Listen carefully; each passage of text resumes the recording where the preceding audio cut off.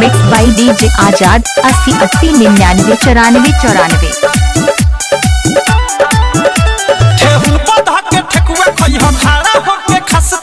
कहाँ कहाँ काथी मिली सुन ल व्यवस्था। ढोरीपुर में पान खइह जौबनपुर में नसता। मोहन कला ताजा राजा कहत जाई रसता। आवा हमारा लंदन जाता रह तू तो लंदन। आवा हमारा लंदन जाता रह तू तो लंदन। डीजे आजाद 80 80 99 94 94।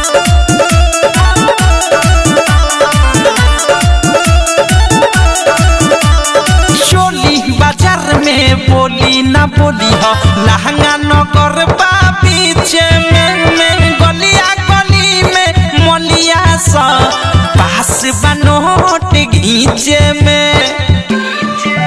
अरे चोली बाजार में बोली ना बोली हो लहंगा नगर बीच में गलिया गली में मलिया सा पास बनोट घीचे में।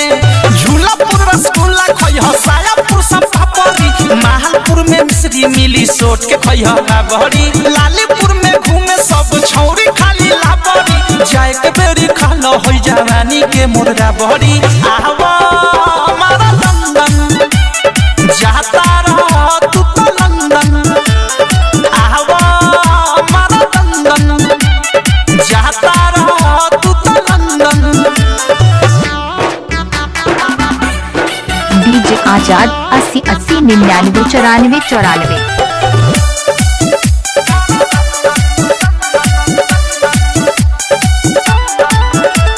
साड़ी नगर में या गाड़ी ना जइह कमर नगर न तो छूट जाई।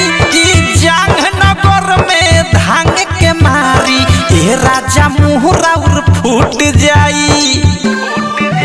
और साड़ी नगर में या गाड़ी ना जइह कमर नगर न तो छूट जाई। जांग नगर में धांग के मारी ए राजा मुहरा उर फूट जाई।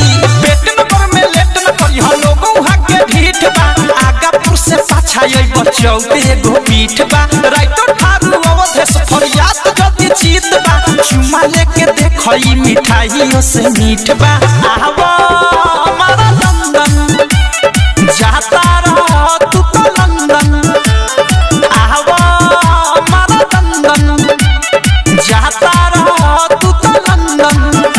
डीजे आजाद 80 80 99 94 94।